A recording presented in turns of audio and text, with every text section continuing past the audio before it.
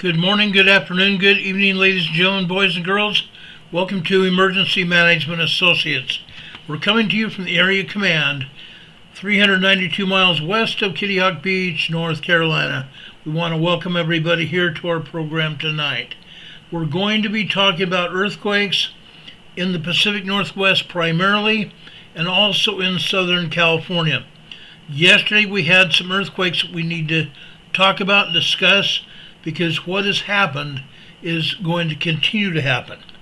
I've talked about Cascadia last Sunday night, and not last Sunday night, a week ago Saturday, and we talked about it today.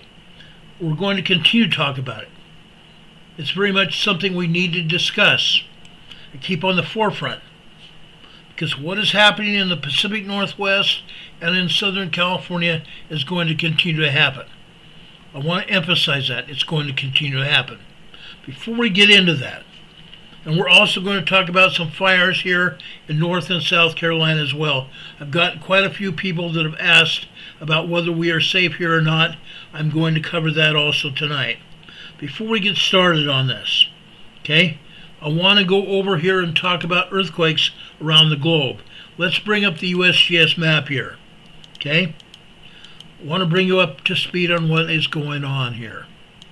Okay? Let's go over here to the South Pacific first. Okay? Over here in Tonga. Okay? Wallis, Futuna, Tonga area. We have a 5.1 large earthquake here. 5.1 large earthquake here. Over in the South Indian Ocean, we have another 5.0 large earthquake here. This is on the Antarctic Ridge. This 5.0 earthquake large is on the Antarctic Ridge here. Let's go north over here. I want to talk about this in Iran-Iraq area. Okay, this is on the border of the Iran-Iraq area. This is another 5.2 large earthquake here.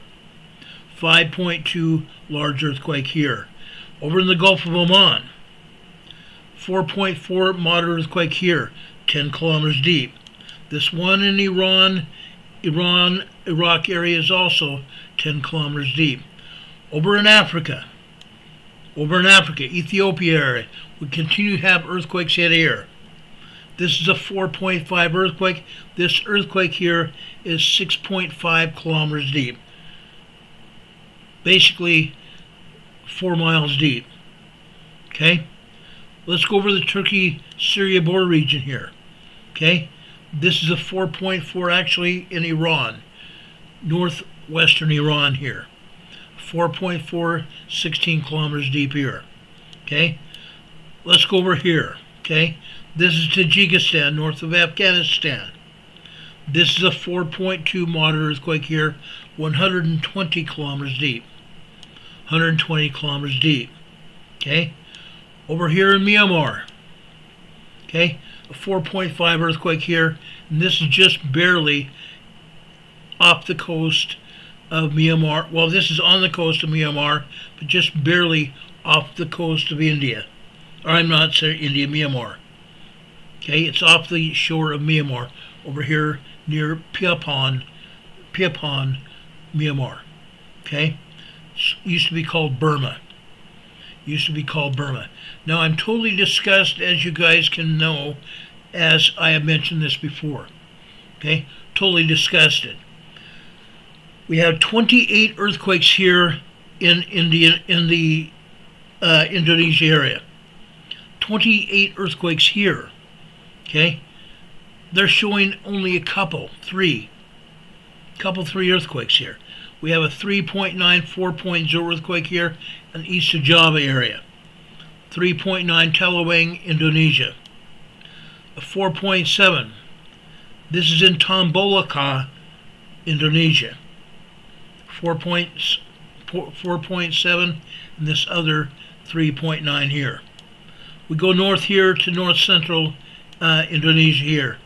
This is a 4.7 earthquake here. This is just another earthquake here in this same area here in Ambon, Indonesia. 4.7 earthquake here. let's go north here into the Philippines. Actually, this is not quite the Philippines, I'm sorry. This is actually Tobelo, Indonesia. I was thinking this was Mindanao, Philippines. It's not, it's Tobelo, Indonesia. This is a 4.3 earthquake here. Okay, let's continue to go north. Okay, I want to go over here. Okay, this is 138 kilometers west of Marizo Village, Guam. Okay, this is west of Guam here, out in the Pacific Ocean. This is a 4.5 earthquake. Well, this earthquake, a 5.1, this is 178 kilometers east-southeast of Yigo Village, Guam. Okay? Now, this is one of the deepest trenches in the world, out here in the Pacific Ocean. Okay? Out here near Guam. This is one of the deepest trenches in the world out here in the Pacific Ocean. Okay? 2 earthquakes here, 5.1 here, and also a 4.5 here. Both of them near Guam. This one's 138 kilometers west of Marizo Village, Guam. This is southeast of southeast of Vigo Village, Guam. 5.1 large earthquake. Now, let's go over here to Japan. To Japan. We've had many earthquakes in this region. This is a populated region of Japan. This is a 4.5 mod earthquake. Let's zoom in here. I want to show you how populated this is. This is very populated. This area rocked and rolled when this earthquake hit today. Okay? This hit in the middle of the night, our time. Actually, not the middle of the night. This hit almost 11 p.m. Eastern time here. And here, over here in Japan, it was Monday morning here. Okay? It was not a dangerous earthquake, but it was a moderate earthquake here in Japan. It was 2 kilometers north of Ota, Japan. Look how populated this area is. Okay, this area rocked and rolled. 4.5 is nothing to sneeze at. It is something to be concerned about. We're going to continue to have earthquakes here in the coming days and weeks. Okay, this is just a wake-up call for this area of Japan. Okay, this is northwest of Tokyo.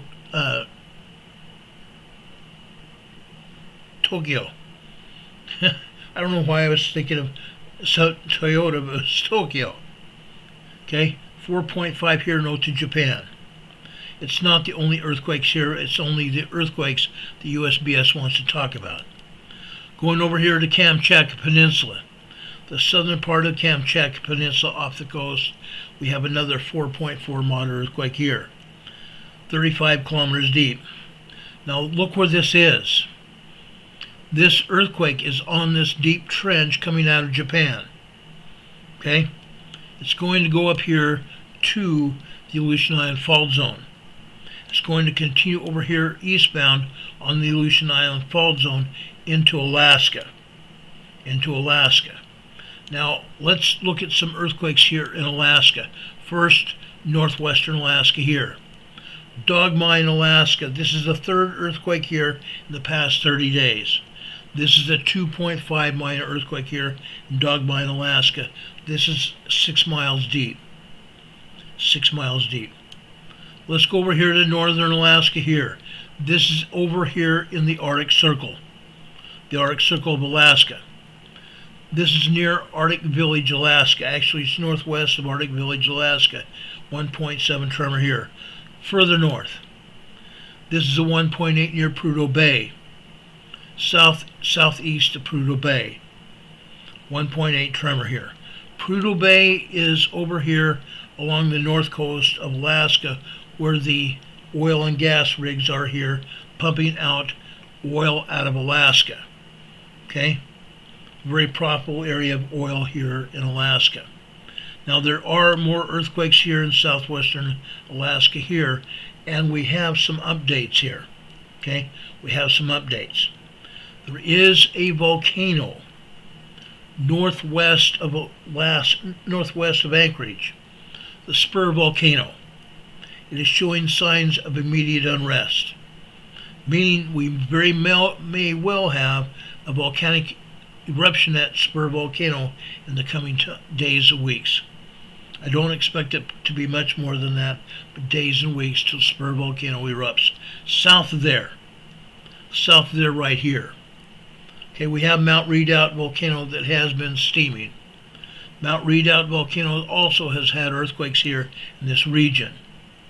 We need to keep an eye on this. We need to keep a close eye on it. Okay? I will give you more updates about Mount Redoubt, Mount Spur in the days to come. Okay? Let's go over here to southeastern Alaska. Okay? We talked about southeastern Alaska about a week ago. Yakutak, Alaska here. This is a 3.6 earthquake here. 3.6 earthquake here. We can go north here in the same region here. It's on the same fault zone. Okay? This is a 1.1 tremor. This fault zone comes out of Queen Charlotte, British Columbia here. Comes out of Queen Charlotte Island, British Columbia down here. Right here. We talked about this fault zone about a week ago. Why? Because it is connected to the Cascadia subduction zone running south from Queen Charlotte Island all the way down to the northern coast of California. Okay? The Cascadia subduction zone. Also out here southwest of Queen Charlotte Island to the southwest is what? The Juan de Fuca fault line. The Juan de Fuca fault line. Folks, this is also something we need to be concerned about. We need to be very concerned about. Why? Because, guys, I'm telling you right now, we are going to have a major earthquake. We are going to have a major earthquake here on the fault line here. It's going to happen. I see all signs of it going to happen. Either on the Cascadia subduction zone just south of Queen Charlotte Island, and the earthquake is also just going to occur right here off of Washington, Vancouver Island area. Okay? It's going to happen over here on the Cascadia subduction zone and or the Juan de Fuca fault here. Either way, it's going to cause major destruction here on the west-northwest coast of British Columbia and over here off the coast of Washington and Oregon. That earthquake is going to be felt all the way to Alaska. It's going to be felt all the way south into Mexico, northern Mexico down here. But what you need to know is also this earthquake is going to be felt all the way across the coast of the United States and Canada. Okay? This major Cascadia earthquake is going to happen, and it's going to be felt all the way across the North American continent to the East Coast. Canada and the United States. That's why we need to talk about it. That's exactly why we need to talk about it. Before I leave the Pacific Northwest, we need to talk about an earthquake near Friday Harbor. Okay? I'm going to show you seismograms showing you the exact information that's going on here. Friday Harbor, Washington. This is Orcas Island here. Orcas Island right here. We have a 4.5 earthquake near Friday Harbor. I'm going to show you a seismogram here to show you this earthquake. 4.5 earthquake. Look at all the aftershocks as well. This is a 4.5 earthquake, but look at all these aftershocks as well. And guess what? This is the USGS map showing them. Usually we do not get this detailed with a USGS map. It doesn't happen. It doesn't happen. But I think maybe, the USBS may finally be getting its act together. Okay? Why am I saying that? Because they don't usually show this many aftershocks with an earthquake of this variety. They don't even show this many aftershocks with a large earthquake. That's why I'm showing it to you. Okay? It's a big deal. We're going to talk more about this in a few minutes. Okay? That was in Friday Harbor, Washington. I'm going to go south over here to the southern end of the Cascadia subduction zone. Okay? Over here to the Gorda Escarpment. Off of Ferndale, California here. We have a 2.5 earthquake here. Just southeast of there, a 3.3 earthquake here, and this is west of Petrolia, California by 67 kilometers. Okay? South of there, a 2.8 earthquake here. These are minor earthquakes and small earthquakes as well. Okay? This 2.8 is a minor earthquake. This 3.3 here is a small earthquake. Okay? Over here closer to land, off the coast of Petrolia. This is a 1.8 tremor. North of there, right here, this is a 2.7 earthquake. 2.7 earthquake on the shoreline of Northern California here, near Ferndale. Now, what is the issue here? What is the issue here? About 1 year ago right here, right between the Cascadia subduction zone and Ferndale, California, we had a 7.0 earthquake. They called it 6.8. I showed you documentation that it was at least a 7.0, 7.2 earthquake right here. Major earthquake.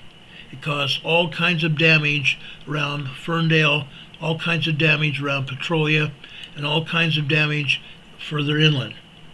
Okay? It killed 2 people. It killed 2 people. And that earthquake was out to sea.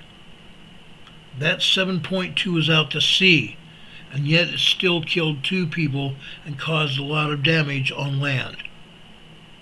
That's why I'm concerned about this. That's why I'm concerned about this.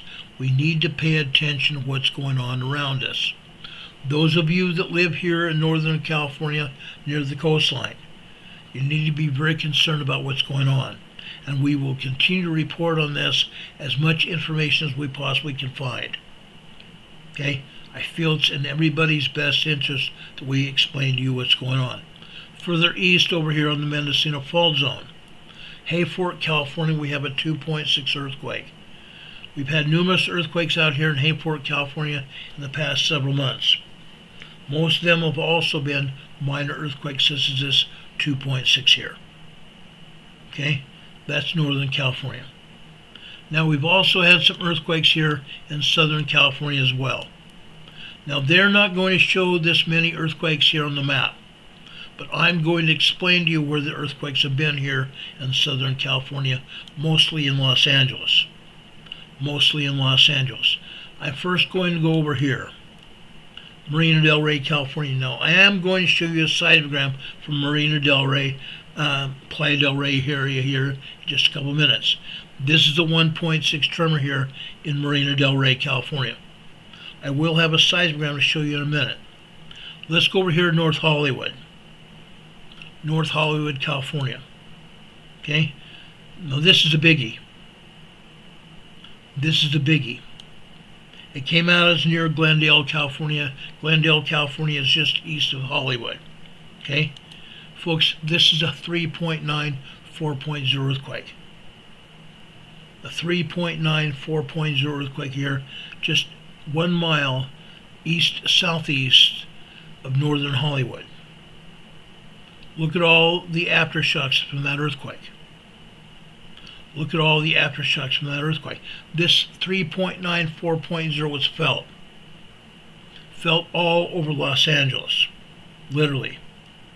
My contacts at television stations throughout the LA area felt it. Their newscasters were evacuated from their studios because the overhead lighting in the studios was shaking so bad. Okay? They were evacuated from their new studios because the earthquake was shaking so bad. This may have been even stronger than a 3.9, 4.0. I want to make that clear. Okay? So Ellen is talking about the 4.5 in Washington. It felt like up and down movement, a few slight jolts. You're right. You're absolutely right. That's what happened. Okay? Now, again, why am I talking about both of these earthquake areas? One in the Pacific Northwest and one down here in Southern California. It's because we're going to have a large earthquake. We are going to have a large earthquake. That's why we're talking about it. Christine is saying the LA basin is rising or sinking or separating in the city center due to the LA fault. No, that's not the reason. Okay? The LA basin is sinking. The LA basin is sinking. Why? Because they've been pumping oil out of the under area of the city. They've been pumping oil out of the underbelly of Los Angeles for quite some time. Okay, and up in the Baldwin Hills. Let's go up here.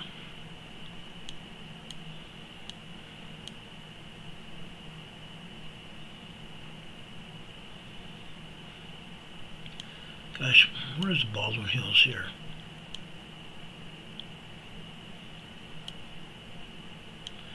Now I can't even remember where the Baldwin Hills area. Anyway, the Baldwin Hills area here, northwest of LA, is an oil and gas pumping area. They've been pumping oil and gas out of the Baldwin Hills area since the 1940s. Because of that, the ground here in Los Angeles is sinking. It's sinking. That is one reason why we've had landslides over in Palos Verdes. That's one reason why we've had landslides in Palos Verdes since last year. Land is what they call subsiding. The land is subsiding. It's sinking. Okay? Been big cracks in people's floors all over Los Angeles. Big cracks in people's floors, cracks in their walls and everything else because the land is sinking. Okay?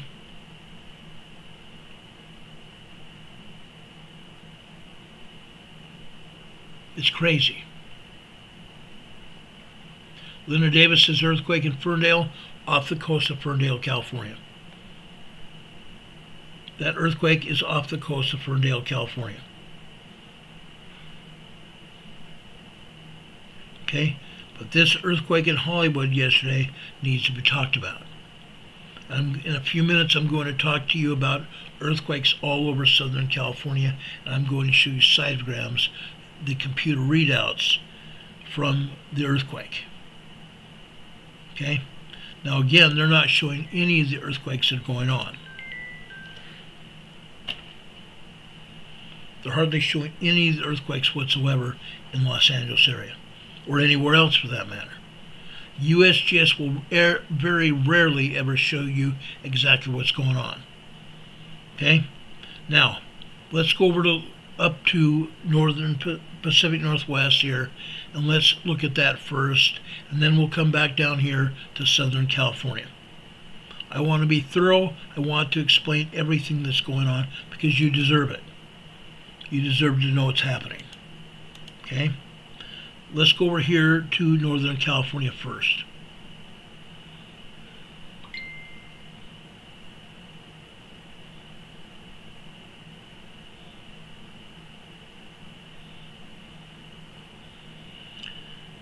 All right. Okay. We're here. Now, why is this important? Can anybody tell me why these earthquakes are important to look at? This is Friday Harbor. Friday Harbor. They say this was at least a 4.5 earthquake. Let's enlarge this seismogram so I can show you exactly what I'm seeing here. Okay? Before this earthquake hit, what is that blue symbol right here in the left center of the seismogram? It's called a magma churn signal. There is magma coming in out the Pacific Ocean that is headed eastbound to the volcanoes. That magma churn signal here is giving us an idea of exactly what is happening with the seismogram. Okay? Now, these magma churn signals are typically 23 to 24 lines high. That's why I've enlarged this so you can see it. They're typically 23 to 24 lines high. Okay? Let's look at how long this magma churn signal is. We go 1, 2, 3, 4, 5, 6, 7, 8, 9 lines high. This seismogram here is only showing us about 40%, 45% of real world. 45% of real world. What's the problem with that? What is the problem with that? They're not telling us the truth, guys. They're not telling us the truth. This earthquake here on the seismogram, they said it was a 4.5 earthquake. They cut off the top and they cut off the bottom of this seismic signal here. They cut off the bottom and the top of this seismic signal. Also look at the thickness of this signal here. Okay, the thickness here represents the time that the earth was shaking. About 50 seconds worth of time. 50 seconds of the earth shaking here. Friday Harbor here. I know for a fact the people live here. I've seen their homes on HGTV, people buying, selling homes here. I've seen the two sisters, the two twins that have bought and sell, that have not bought but sell homes here to people. I've seen the beautiful homes here, estate homes here in Friday Harbor. Beautiful homes. The ground shook here. The ground shook here for 50 seconds. The top and the bottom of this seismic signal were cut off. They said it was a 4.5 earthquake. I'm telling you right now, from the felt reports and the people that I've talked to, this earthquake was probably a large 5.0. This earthquake that shook Friday Harbor yesterday was at least a 5.0 earthquake. Large earthquake. So this is the second large earthquake we've had here in the Pacific Northwest, here in the basically what I want to call the entire Puget Sound area. This is the North Puget Sound area, Friday Harbor. Okay, just about 2 weeks ago we had another large earthquake up here.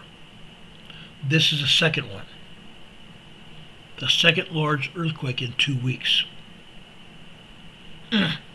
Let that sink in. The second large 5.0 earthquake that we've had here in 2 weeks' time. Are we going to get more? Probably. How soon are we going to get the next large earthquake here in the Pacific Northwest? I don't know. I don't know. But what I am saying, this is the second large earthquake. 2 weeks ago we talked about the other one. These are going to continue to happen. As we are getting closer and closer to the Cascadia megathrust earthquake, we're going to see more and more large earthquakes.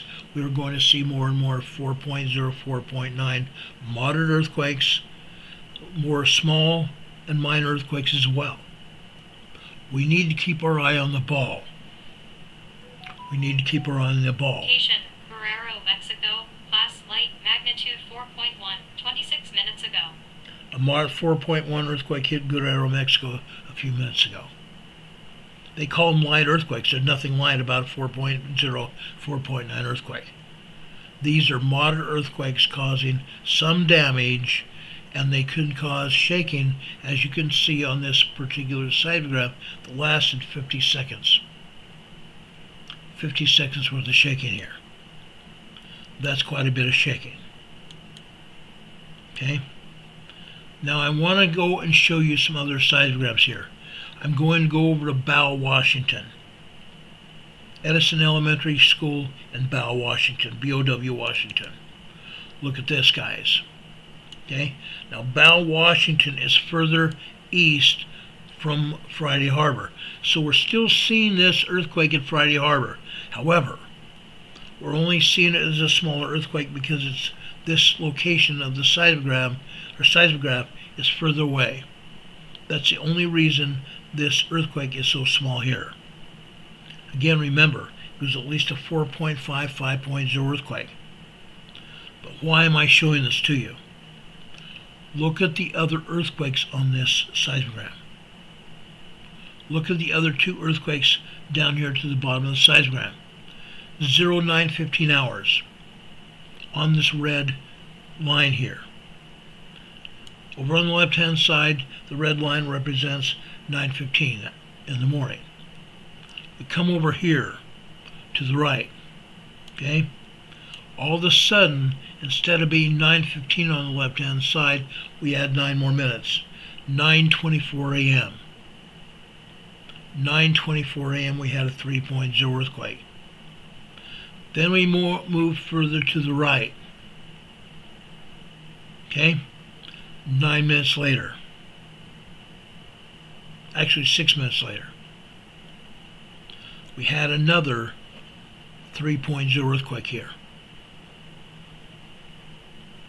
Okay? Bow, Washington. You can see these thicker lines here. Don't matter the thicker black lines here. They're nothing. They're man-made, what I call abstract. Okay? There's no magma represented here. These thick black lines do not represent magma. It's false data. False data. Okay? Let's continue this discussion here. I want to now go to Grayland, Washington. Grayland, Washington. Look at the tremors here. And look at the small earthquake out here to the right. Okay? 2.93.0 earthquake out here after 12:44 p.m. today.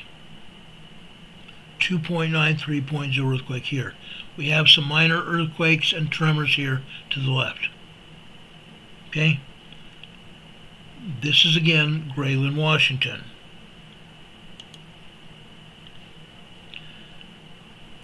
Let's look at Grays Harbor County. Grays Harbor County, Washington here.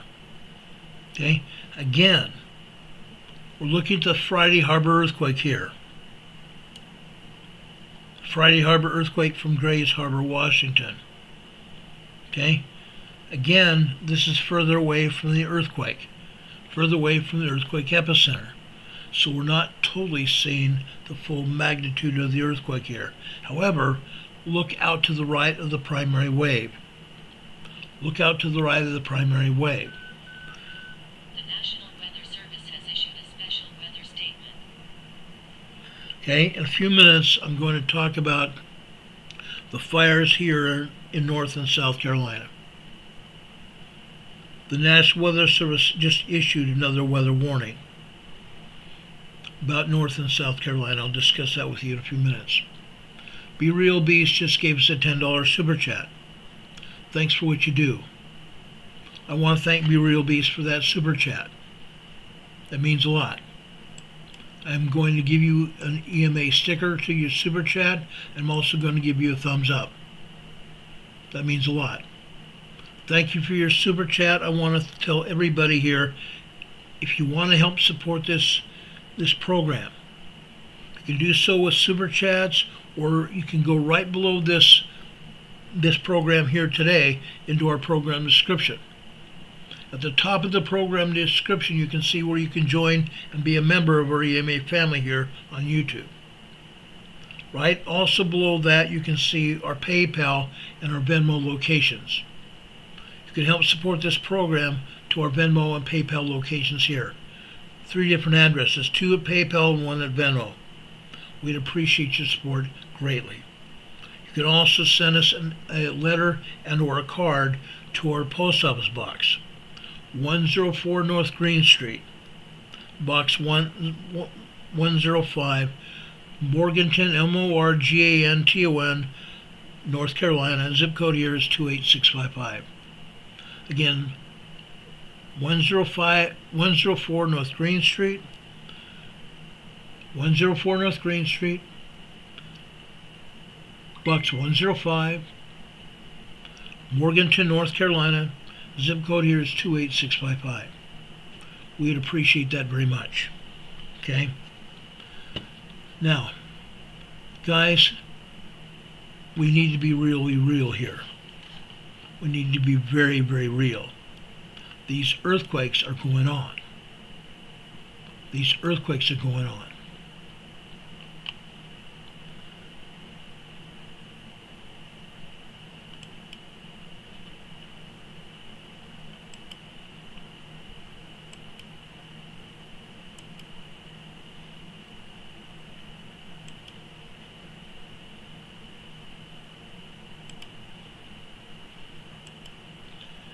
Somebody had to harass me here on this chat, and I just removed them.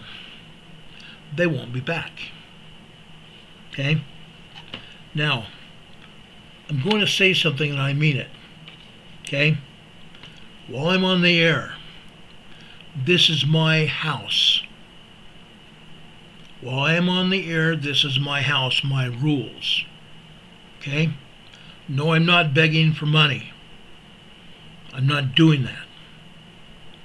I'm asking anyone that wants to make a donation, they can do it through PayPal, you can do it through Venmo, you can send us a donation through our email or through our snail mail system, or you can give us a super chat like that person just did, which we greatly appreciate.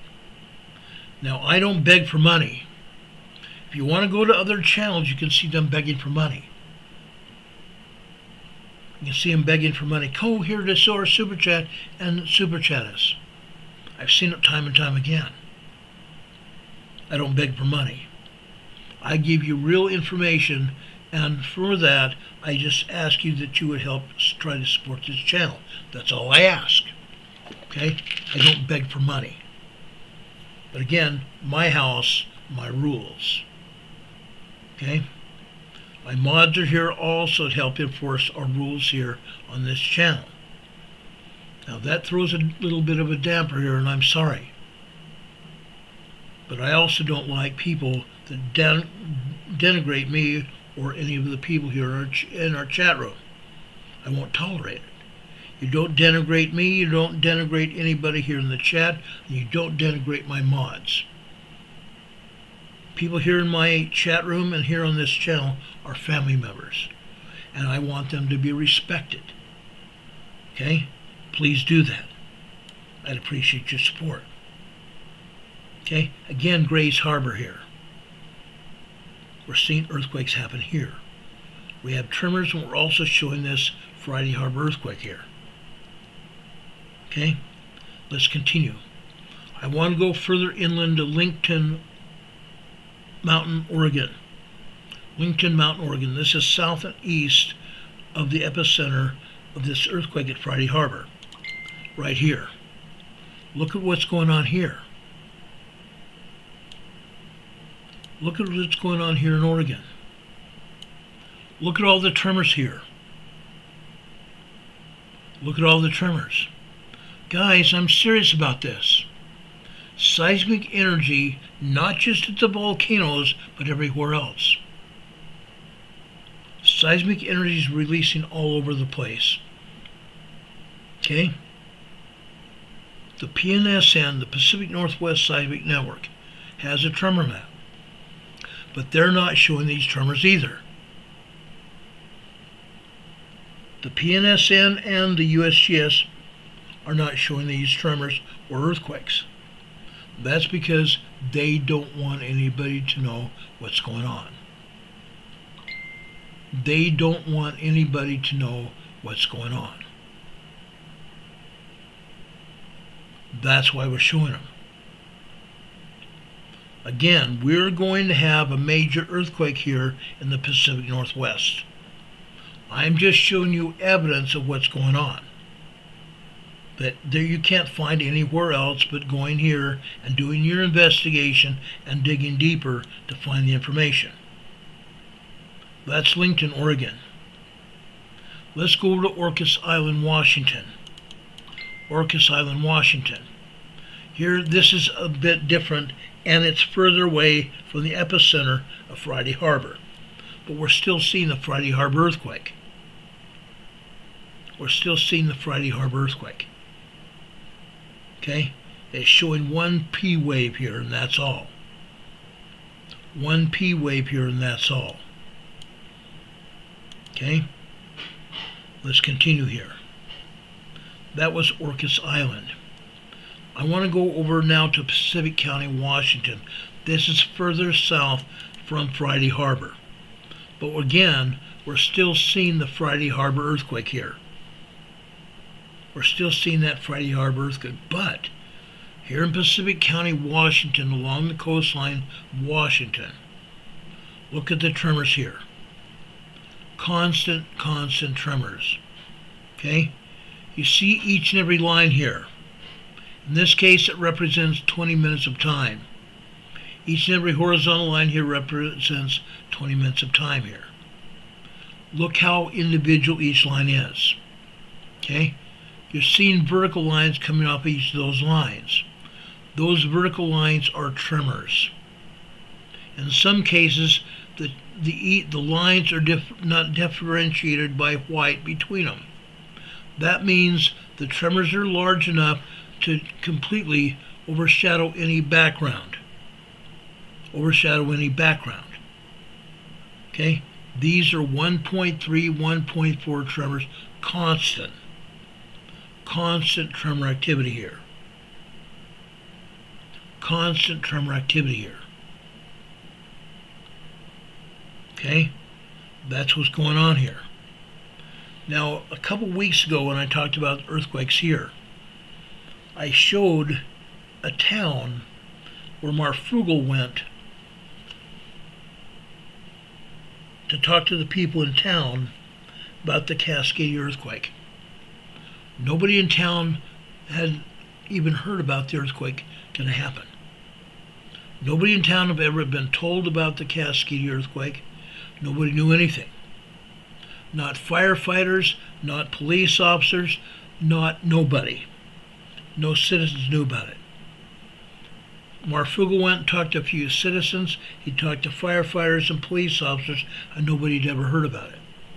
And yet, this earthquake's going to happen. And when Marfugel went and visited this town, the Pacific County, it was 3 years ago. Now we're drawing ever closer to that earthquake happening. Okay? I personally feel like it's going to happen within the next 5 years. Within the next 5 years. Scientists are giving it 15 to 20. I don't think that's going to happen that way.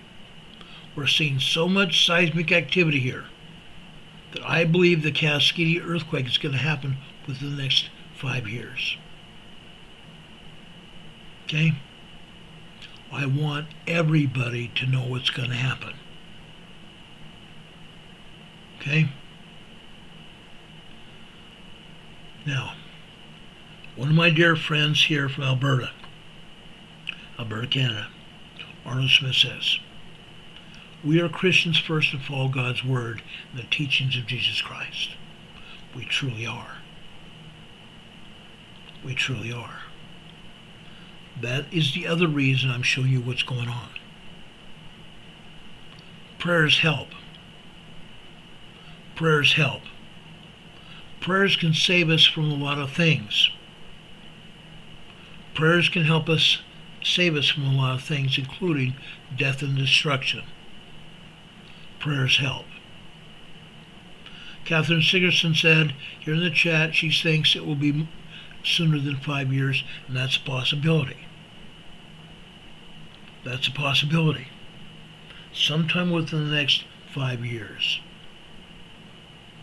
Now, when I first started talking about this, yes, we saw some earthquakes at the volcanoes.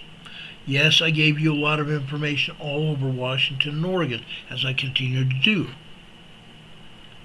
But I'm zeroing in on what's going on. I'm zeroing in on what's going on. Okay? This is Pacific County, Washington here. Let's go inland a little bit to Pell, Washington. Pell, Washington. Why am I showing you this seismogram? Look at the earthquakes and look at the tremors here. Pell, Washington 4 years ago was showing nothing more than a few tremors here and there. It's a lot more now. It's a lot more now. Almost constant tremors here. Almost constant tremors. Let's look at this. Okay? The top of this seismogram is yesterday evening. Let's look at 5:30 after 1700. Over on the left-hand side, we see 1700, 1700. That is 5 p.m. Look at the tremors and the earthquakes happen after that. Tremors and earthquakes. Minor tremors, 1.3, 1.4, 1.5. We have some 2.0 earthquakes. We have some 2.7, 2.8 earthquakes here as well. Look at down here. At about 2:35 this morning, we have another tremor, like a 1.5 tremor. No big deal. No big deal. 1.5 tremors cannot be felt. 1.0 to 1.9 cannot be felt. 2.0 to 2.9 cannot be felt. 3.0 to 3.9 small earthquakes can be felt. But look at all the tremors here. Look at all the tremors. This morning after 8 a.m., the tremors almost constant. They're not consistent, but they're constant here. Over and over and over, hammering on the ground here. Movement. We're talking earth movement here. Now, I pulled this seismogram sometime at almost near 2:45. Look at all the tremors before that. Pell, Washington. Unreal. It's unreal, guys.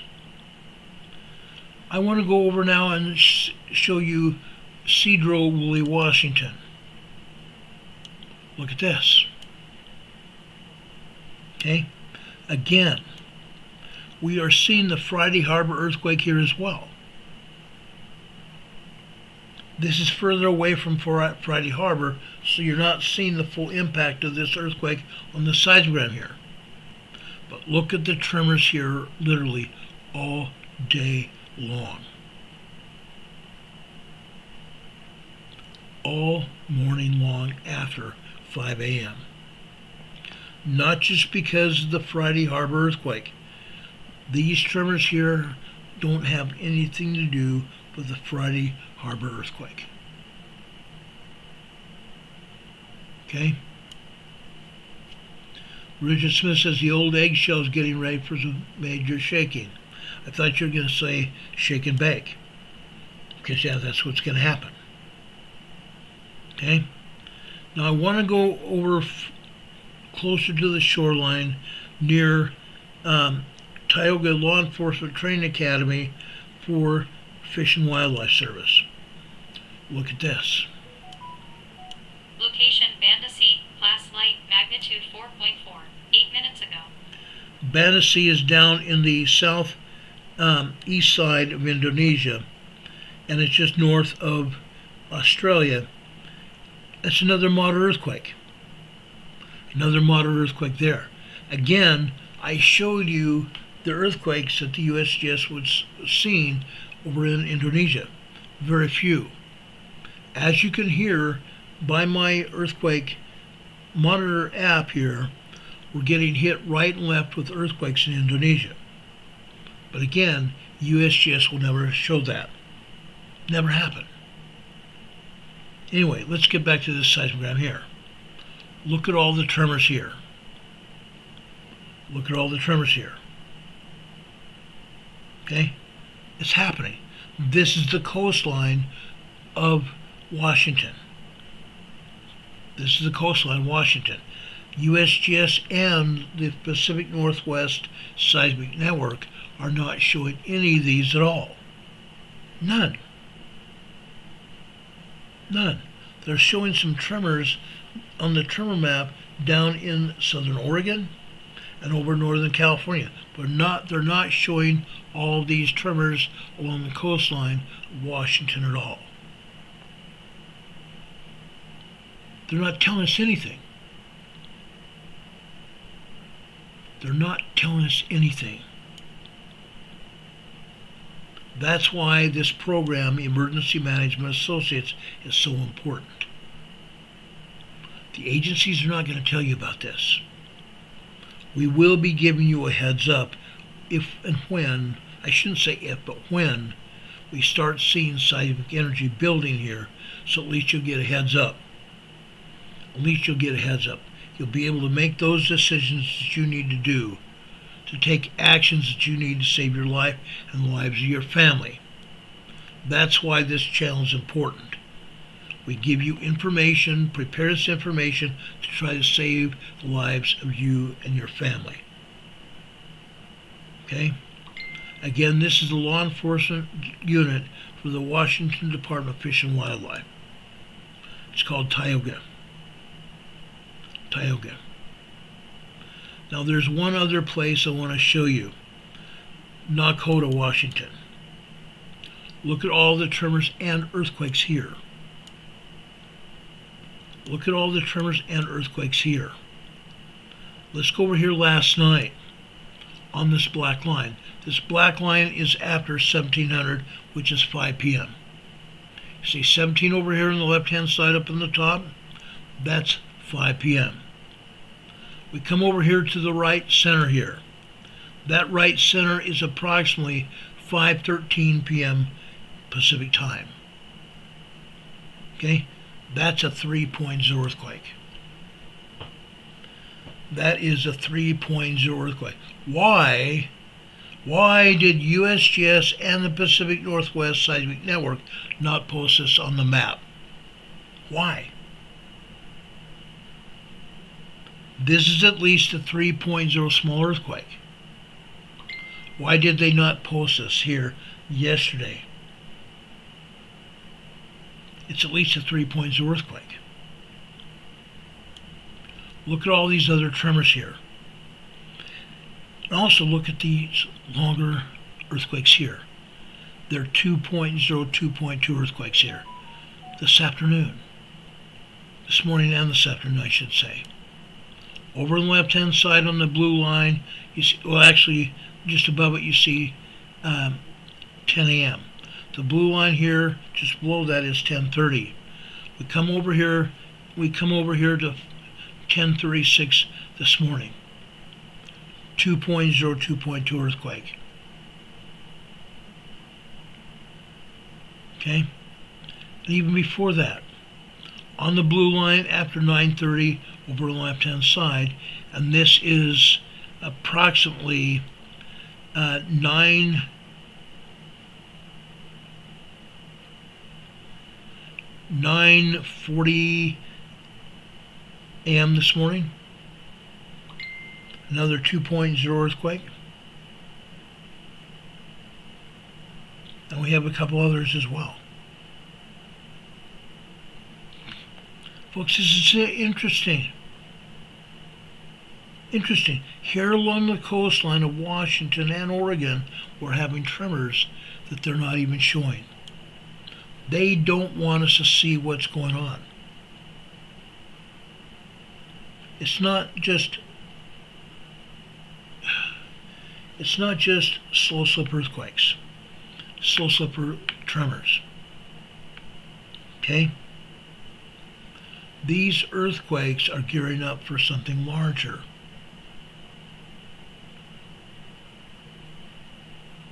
they're gearing up for something very much larger. Catherine Sigerson said here in the chat, thank God she was able to prep over the last 5 years. If anything, I have rice and beans and lentils. Times are tougher now, you're right. Times are going to get very much tougher. Promise you that. I've been on the air 6 years now. Going on 6 years now. Another month from now, month from today, we'll be on the air 6 years. Talking about earthquakes, talking about emergency preparedness. That's what we do here.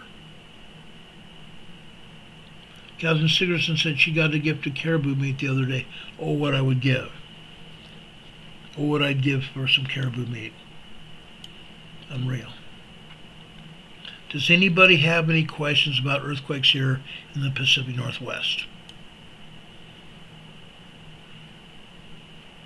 Any questions about earthquakes here in the Pacific Northwest?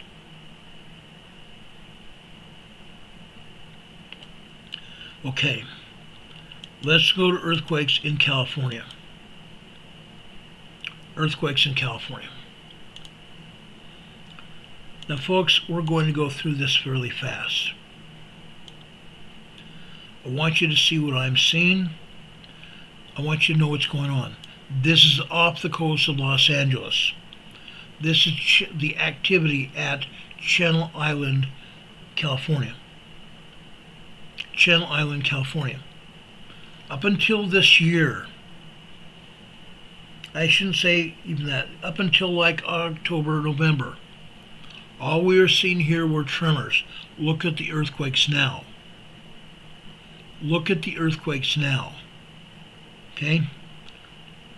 This morning, 5 a.m. this morning at the top left side of this seismogram. 5 a.m. this morning. We come down here to 6:30 on the green line down here on the left-hand side going to the right. Okay? About 6:38 a.m. this morning.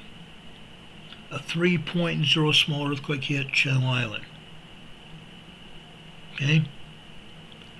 Then we jump down here to the green line.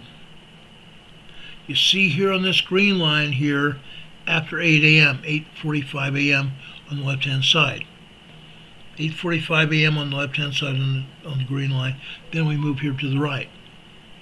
About 8:34 this morning, they turned the seismograph off and on. Off and on. Okay, what's going on here? You see seismic activity. They are trying to hide the seismic activity. That's why they keep turning the seismograph off and on here.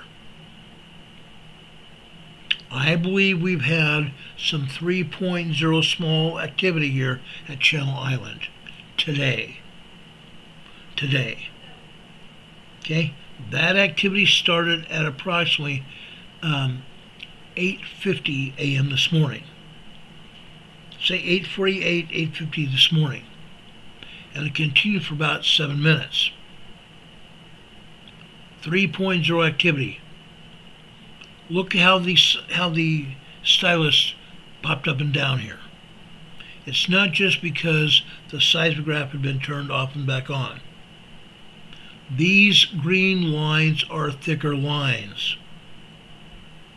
These thicker lines would not have happened if we weren't having earthquakes. These are earthquake signatures here. Then the other thing here, you see a lot of tremor activity here.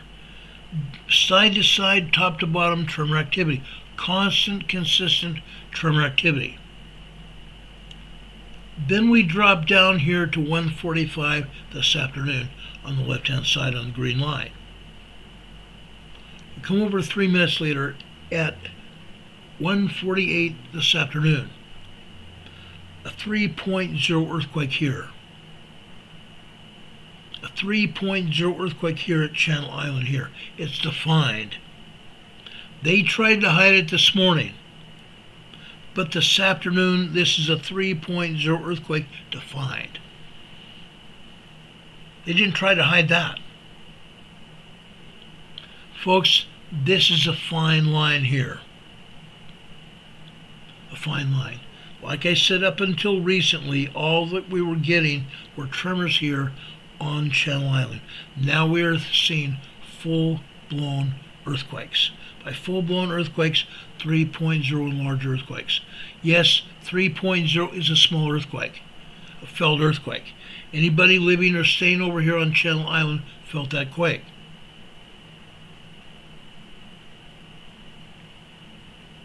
Ernie Martinez is asking, is this San Andreas Fault? No. The San Andreas Fault is on the east side of Los Angeles. This is out to sea. This is just barely off the coast of Los Angeles. Okay? The Channel Islands, as Demon Catman says, are currently off the coast of California. Okay?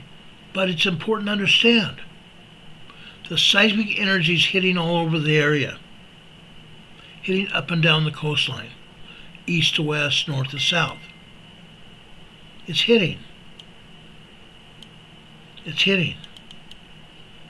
Let's continue this discussion. Let's continue here. I showed you Channel Island here. Okay? Okay, let's go over here to San Clemente Island here. San Clemente Island, we're seeing just tremors here. Nothing but tremors here. Side to side, top to bottom tremors. Just minor 1.0, 1.1 tremors here. That's fine and good. But again, that's what we saw at Channel Island anywhere from 6 months to a year ago. Let's go over to Bakersfield, California. Look at this. As of late, we're seeing more and more tremors here in Bakersfield.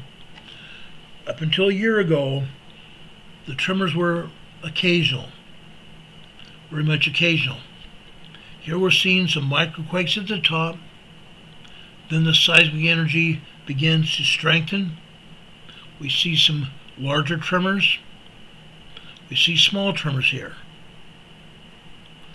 Bakersfield, California is moving. In the past few months, we've actually seen 3.0 earthquakes here in Bakersfield. We showed you those earthquakes when they come along. It's moving. Bakersfield is on the San Andreas Fault. Bakersfield is on the San Andreas Fault here. Let's go out to Needles, also on the San Andreas Fault. Doesn't show much of anything going on. Microquakes at best, except after 5:15 this morning. On the top line here. 5:16 this morning, we have a 1.6, 1.7 tremor. Then after that, the biggest after that is 1.3. Okay? Kind of typical for Needles, although we've had more tremors here in the past. Needles, California is on the San Andreas Fault. Interesting, huh? Let's go out to Riverside. Now, I haven't always showed you Riverside because nothing much is going on. And that's pretty much the case now. Up until 2 years ago, we had more tremors than this. These are very light 1.0 tremors, except today, 9:41 a.m. today, we had a 3.0 earthquake on this blue line here at the center right. A 3.0 earthquake here today. And again, USGS is not showing it. The only way you're going to see it is if you're looking at seismograms. 3.0 earthquake here, Riverside, California. Okay? Up until a year ago, we were seeing wall-to-wall 1.5, 1.7, 1.8 tremors. Wall-to-wall, side-to-side, top-to-bottom on these seismograms here at Riverside. Things have calmed down somewhat. But this is the first 3.0 earthquake we've had here in Riverside in the past 6 years. Okay? Now, when I talk about the San Andreas Fault, when the San Andreas Fault comes, it's going to destroy Riverside, California. Riverside, California is for the most part, a quiet town. Yes, they have some law enforcement problems with gangs and also with illegal aliens. However, for the most part, it's a quiet town. I've been there. I've had lunch and dinner in Riverside. There's a lot of people live here, probably 150,000 people here in Riverside, California. But after the San Andreas Fault comes up here, it's going to devastate Riverside, California. Riverside, California will only be a twinkle in somebody's eye. Because after the San Andreas Fault comes through here and the earthquake hits, Riverside's going to get destroyed. Riverside will be destroyed. For the most part, all these are minor microquakes and minor tremors. That's all. Except for the 3.0 earthquake they hit today. Okay? Now, I want to also go over to Victorville. My dear friend Isaiah's granny lives here in Victorville. She may well be monitoring this channel tonight. Look at the tremors here. Victorville is right on top of the San Andreas Fault. Right on top of the San Andreas Fault. Look at the tremors here. Look at the tremors here. Yes, there is one earthquake here that I want to talk about today. This happened after 6:18 a.m. this morning. 2.6, 2.7 earthquake. Minor earthquake here this morning. All the rest of this is tremor activity. All the rest of this is tremor activity in Victorville, California. Okay? Yes, we've seen 3.0, 3.5 earthquakes in Victorville before. Okay? Now let's go out to east of LA. Let's go out to Fontana. Look at this, guys. We've had 3.0, 3.5 earthquakes here in Fontana. Look at this. Yes, we have tremor activity. Yes, we're having 2.5, 3.0 earthquakes here. 2.5, 3.0 earthquakes. The first, I believe, 3.0 earthquake hit just after 5:44 a.m. this morning on the blue line on the top right. 5:44 a.m. this morning. 3.0 small earthquake. That was the first one. I believe we've had several 3.0 and large earthquakes here today. One of them happened after, actually that was after it was 4:44 this morning on that blue line on the right. We come over here to after 5 a.m. here on the black line here. 1, 2, 3, 4, 5:04 a.m. this morning. Another 3.0 earthquake. Okay? 5:04 this morning, another 3.0 earthquake here. It looks like there's some other 3.0 earthquakes here, and there are 2.0, 2.9 earthquakes happening here literally all day long. All day long.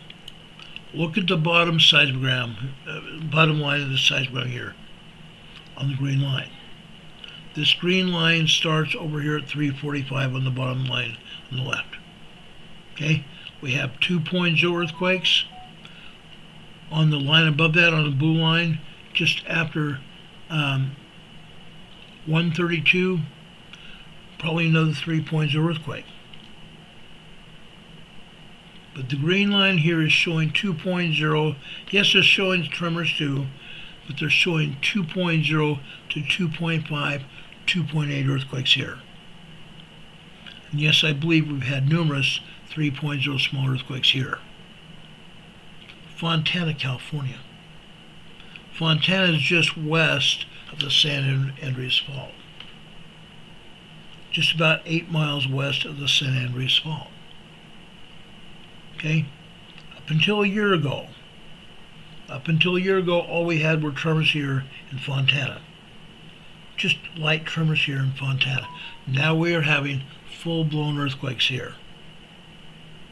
And yes, we've had some 4.0, 4.5 earthquakes here in the last 6 months. Earthquakes here are getting longer, getting stronger. The ground is moving. The ground is moving around Banning. The ground is moving around Fontana and other areas here on the east side of LA. Okay? The ground is moving. Now, let's take a look at Anaheim, State Street. Look what's going on here. Now, Anaheim houses 2 major theme parks in Los Angeles, Disneyland and Knott's Berry Farm. Now, when we have a 3.0 or larger earthquake here in Anaheim, they have to shut down Knott's Berry Farm and Disneyland and check the rides. Okay? So far, I don't think we've had any 3.0 earthquakes here until at least after 2 p.m. today. Okay? Because I pulled this seismogram just after 2:15. The bottom line here on the black line. Okay? Yes, we are seeing tremors. Yes, we're seeing 2.0 earthquakes here. We're definitely seeing tremors and 2.0 minor earthquakes here. All day long. State Street. After 2 o'clock, 2:15 this afternoon, we may have had 3.0 earthquakes because we have had in the past week. They've actually had to close the theme parks and check the rides to make sure the rides are still stable and operational. The ground is moving out here in Los Angeles. All right. Let's take a look at Chino out to the east. Okay? We've had larger tremors here at Chino before. Chino's calmed down. Chino's actually calmed down. We had larger tremors.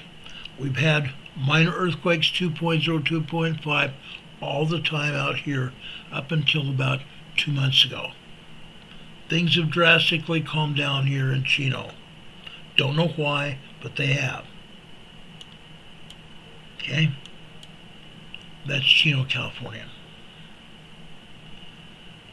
Let's take a look at Del Amo, California.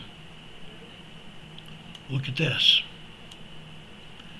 Tremors happening all over the place here in Del Amo. On the bottom line here in the green line, we can see tremors and we can see minor earthquakes. I believe we've had minor earthquakes all day long. 2.0 earthquakes here, 2.5 probably. Del Amo, California. North Los Angeles. North Los Angeles. Let's go over to Ellis. Also community to the north of LA. Look here. Look here at the small earthquakes happening here in Ellis. 3.0 earthquakes, minor 2.0, 2.9 earthquakes here as well. Off and on all day long. All day long after approximately 6:40 this morning. After about 6:40, 6:41 this morning, 2.9, 3.0 earthquake there. About 6:40, 6:40, 6:42 a.m. this morning on the blue line. Minor earthquakes and even possibly small earthquake at 6:40 a.m. this morning. You can see it here. And maybe a 3.0 earthquake, small earthquake, after 1:40, say 1:59 p.m. this afternoon. On the bottom green line, 1:59 p.m. this afternoon, 2.9, 3.0 earthquake.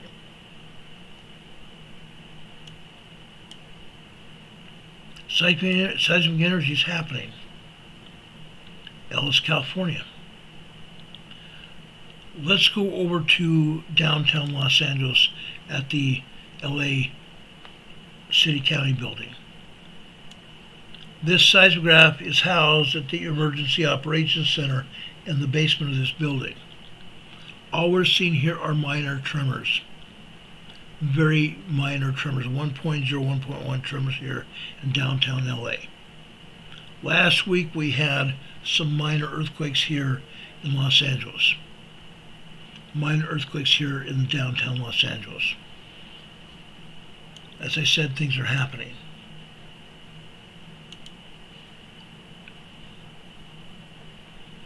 Let's go over to Mira Loma, just south of Loma Linda. This is nothing.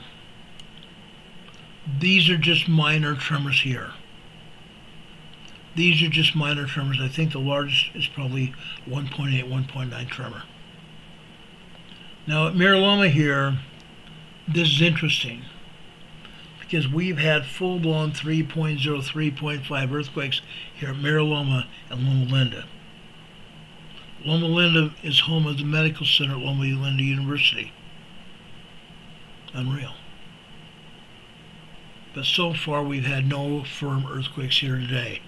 Mira Loma, Loma Linda area. These are just tremors. These are just tremors. And heaven forbid USGS would talk about these on the map. None of this activity is shown on the map.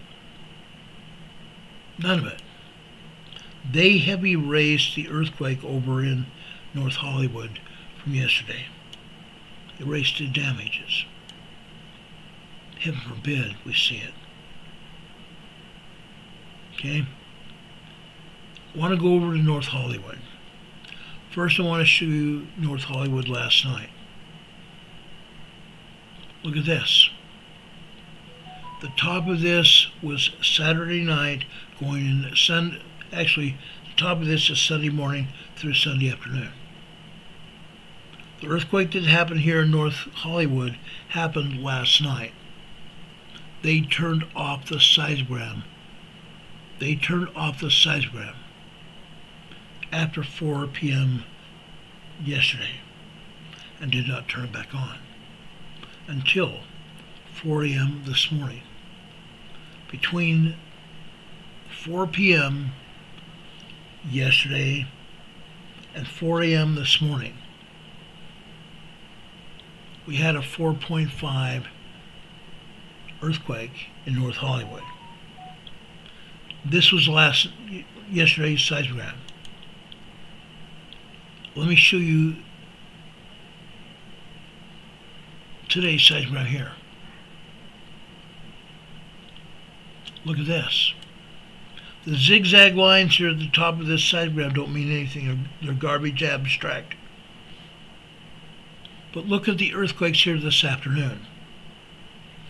They are not showing any of these earthquakes this afternoon at all. Why not? Inquiring minds want to know. They told us about a 4.5 earthquake after 10 p.m. last night. Why are they not showing this earthquake activity today? Now this may only be small earthquake activity, 3.0, 3.9. But this is above and beyond what we've seen here in the past. Okay? Seismic energy here in North Hollywood has increased exponentially. Seismic activity here in North Hollywood has increased exponentially. And folks, what happened in North Hollywood last night? What happened in North Hollywood last night, guys? The Oscars. Oscar, Oscar, Oscar. Hollywood madams, Hollywood misters were accepting the awards and patting each other on the back and saying, oh, we don't need any God. We don't need anybody else. Anybody says there's a God doesn't know what they're talking about. Yeah. Actors and actresses. Actors and actresses last night.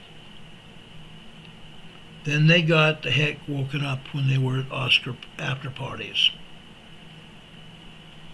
They got woken up last night with Hollywood after parties and the ground shaking to 4.5, even 4.9 moderate shaking. Maybe the Hollywood actors and actresses had a wake-up call. I doubt it. I doubt it. They don't care about themselves, and they certainly don't care about any of us. Look at the shaking here today. From 9 a.m. this morning on. EMSC downgraded 4.0 in Central Italy to 3.6. Not surprising. They are following the lead from USPS. Okay? This is Hollywood today. More shaking. How would you like to live in Hollywood where you're feeling constant shaking under your feet? Earth movement. Earth movement. Let's go to northern Los Angeles to Part E. Look what's happening here. As I said, LA is shaking. Los Angeles is shaking. After 7:15, actually 7:10 this morning, 3.0 earthquake happened here in Part E. 3.0 earthquake happened here in Part E, and then it settled down for a few seconds and started up again.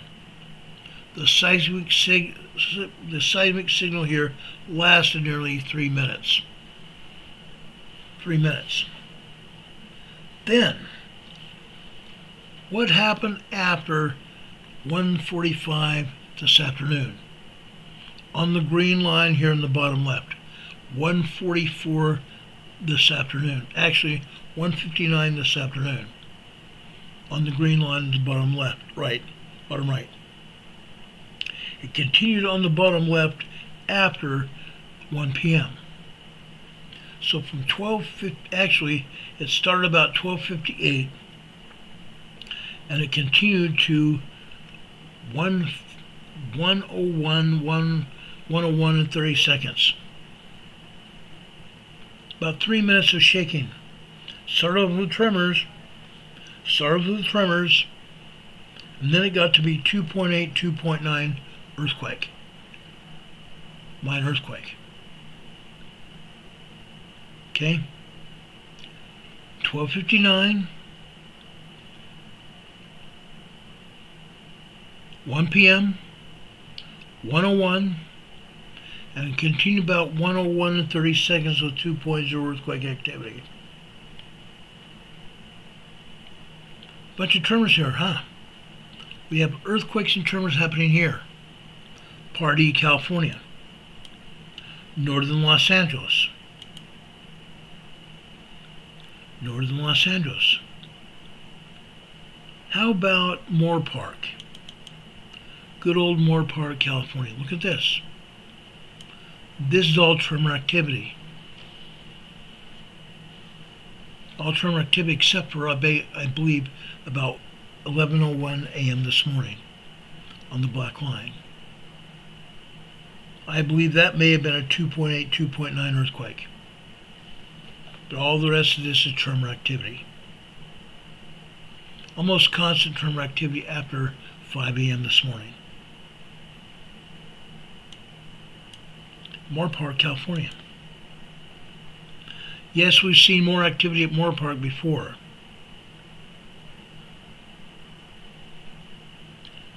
Let's go over to Rancho Palos Verdes, where we had landslides just a few months ago.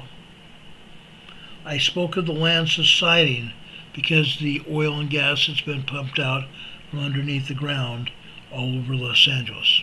The San Fernando Valley is subsiding.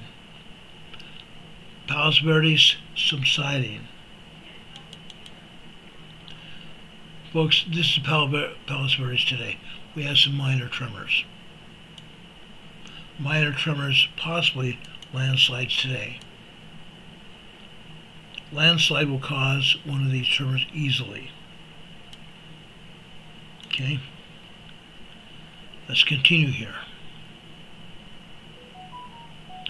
I want to go over to North LA and Rinaldi. Here we're seeing just minor tremors here. Microquakes and minor tremors here. Rinaldi, California.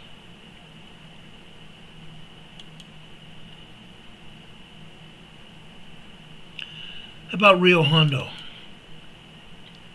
Look here, Rio Hondo. Rio Hondo's seen more activity than this before. This is just tremor activity here in Rio Hondo, California. Just minor tremor activity here. Nothing to be too considerate about minor tremor activity.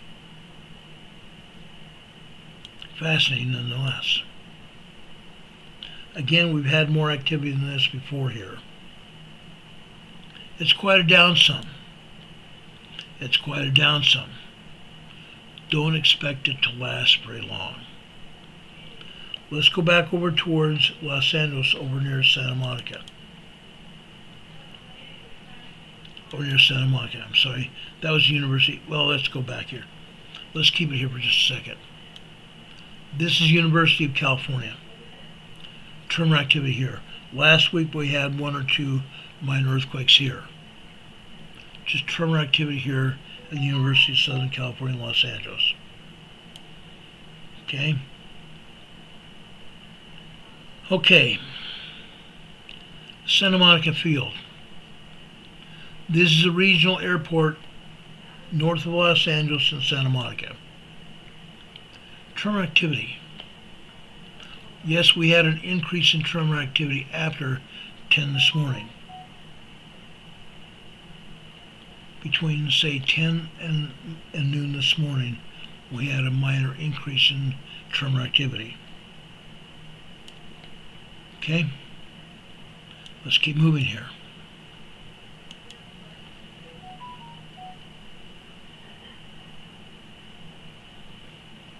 I want to go over east of Los Angeles to Walnut and La Puente. Look at the earthquakes here. This is different than any other place in Los Angeles. Why? Because this is a volcano. Walnut and La Puente were built in the caldera of the volcano.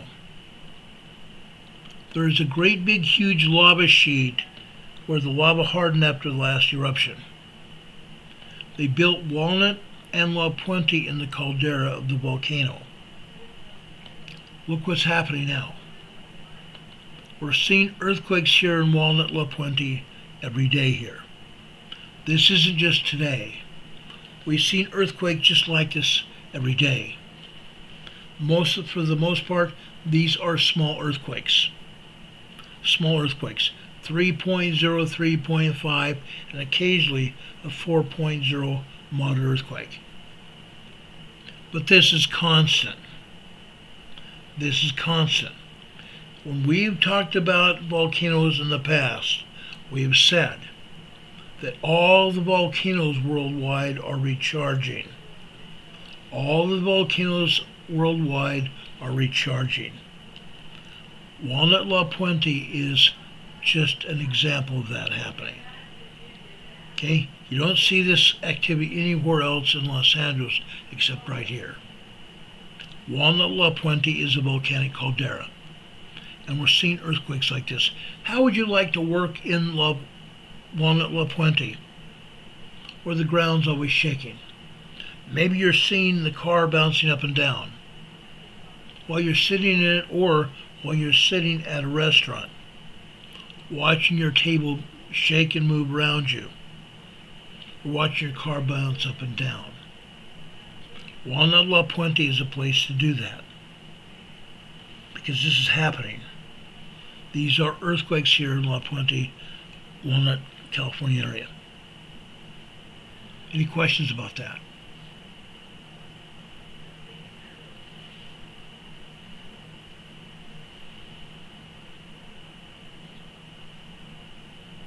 Any questions? Okay. If you don't have any questions, I'm going to move on to San Diego.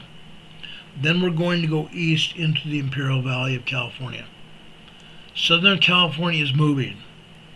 Southern California is not just moving. We're going to have some real earthquake activity very, very soon. Look at this, guys. This is San Diego Gas and Electric. There's a seismograph here. There's a seismograph here in San Diego. San Diego Gas and Electric. We're seeing tremors here. All kinds of tremors here.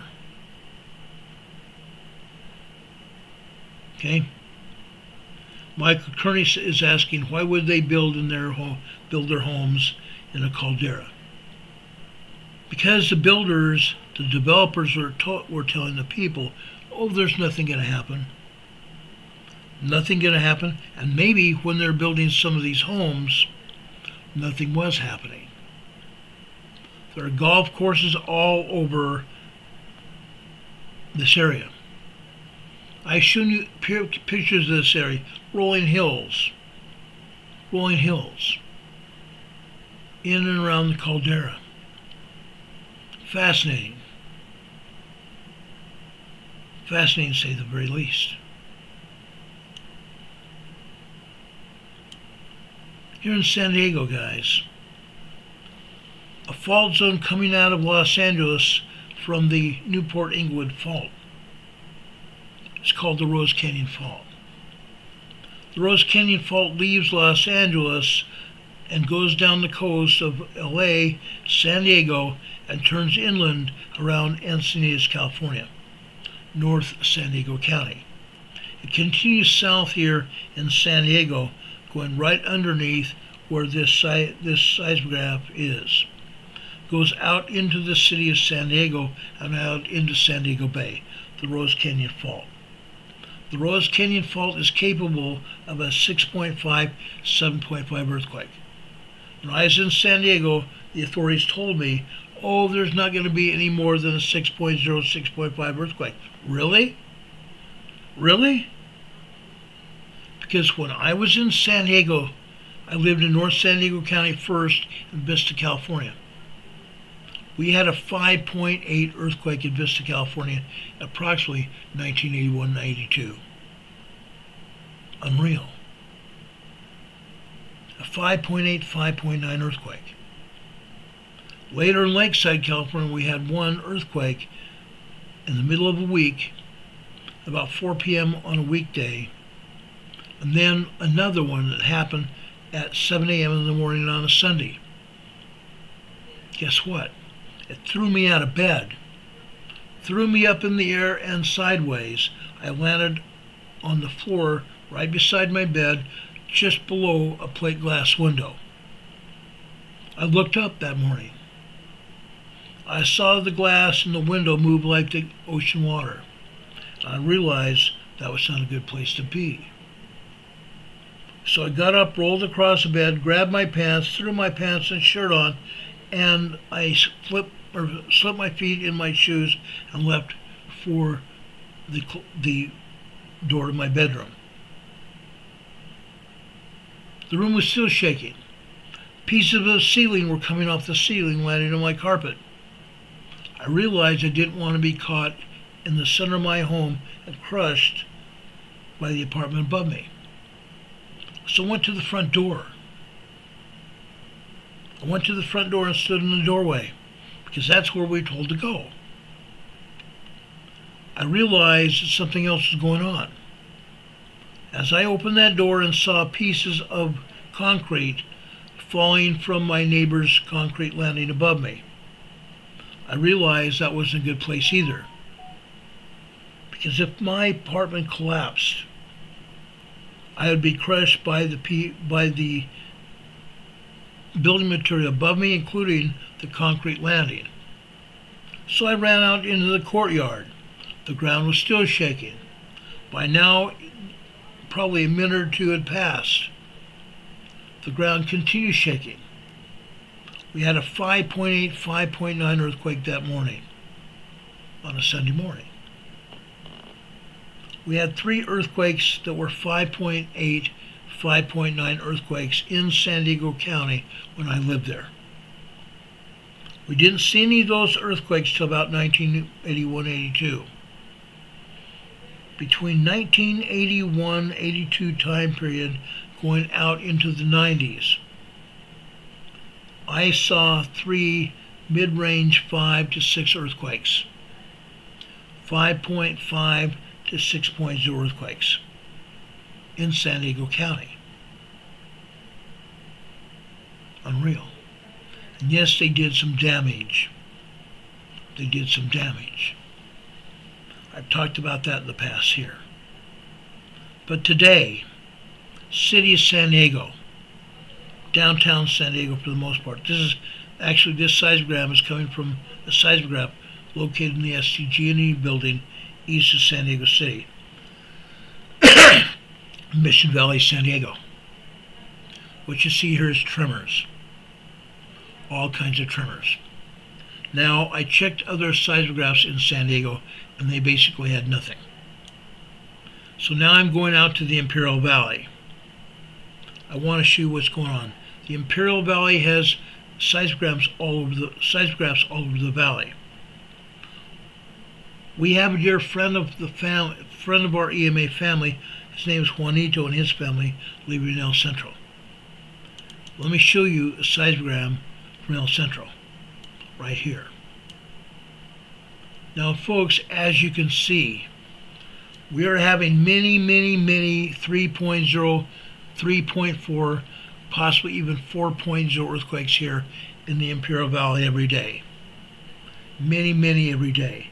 The largest earthquake here is after 8:20 this morning on that red line. I believe that was a 3.5 to 4.0 this morning. Okay? El Centro, California. Juanito, if you were here, say hi. Juanito has told us in the past when we've shown these earthquakes in El Centro. He said that he and his family feel each and every one of these quakes. The ground is shaking all over the Imperial Valley. We see about 14 3.0 and large earthquakes here in El Centro today. Yes, we see some minor earthquakes, 2.0, 2.5, 2.7 earthquakes here as well, and other tremors. But say 15 3.0 large earthquakes here. This is a lot of earthquake activity here. This is a ton of earthquake activity here in El Centro. Up until a year ago, we didn't see any of this. All we saw were tremors here in El Centro. Now this is increased. The seismic activity here in El Centro has increased. Okay? That's El Centro. Let's go over to the town of Imperial. Imperial is out east and north of El Centro. Look at this. Up until a year ago, we didn't see anything like this in the town of Imperial either. This is what's going on out here. Again, we're seeing 2.5 to 3.0 earthquakes here in the town of Imperial today. Constant shaking after 6:30 this morning. Constant shaking this morning until after about 1:45 this afternoon it started easing down. Now, I have not been back to check on the seismogram this afternoon. It may have continued. But here we're seeing 2.5 to 3.0, 3.5 earthquakes here in the town of Imperial today. Been there. Okay? That's Imperial. Let's go over to Holtville. Okay? This is southeast in the Imperial Valley. The southeast part of the Imperial Valley. This is Holtville. Here in Holtville, we have the Salton Sea Desert Research Station. There's a seismograph located here. Look what we see here. We have tremors here. Yes, we have some earthquakes as well. The earthquake we see here is this morning at about 11:20 this morning. A 3.0 earthquake that lasted almost 2 minutes. A 3.0 small earthquake that lasted almost 2 minutes. And we see a lot of other tremors here as well. And down at the bottom here, after 12 noon, on the black line here, okay, 2.2, 2.4 earthquake. Okay, this happened about 12:04 this afternoon. On the bottom green line here, after 1:30 over on the left-hand side here. Actually I'll tell you, this is at 1:48 this afternoon. 1:48 this afternoon, we have a 2.9, 3.0 earthquake. We go over to the right, we still see some tremors. Then we come over here to approximately 1:53 this afternoon. This is a 2.6, 2.7 earthquake. Okay? Holtville, California.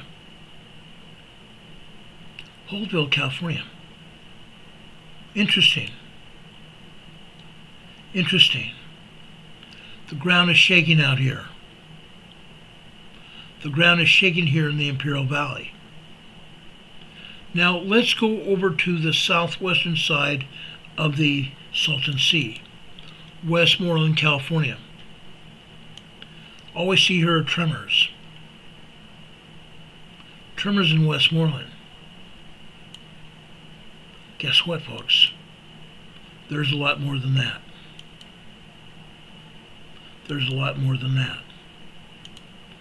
I'm here to tell you. I'm going to take you now over to the southeastern side of the Salton Sea. I'm going to take you now over to Calipatria, California. This is the Calipatria seismogram on the southeastern side of the Salton Sea. Okay? This is where the San Andreas Fault comes out from underneath the Salton Sea. For the most part, the San Andreas Fault runs down the eastern side of the Salton Sea until it gets to Bombay Beach. At Bombay Beach, the San Andreas Fault goes underneath the Salton Sea. It comes out from underneath the Salton Sea in a place called Calipatria, California. Look at the earthquakes and tremors here.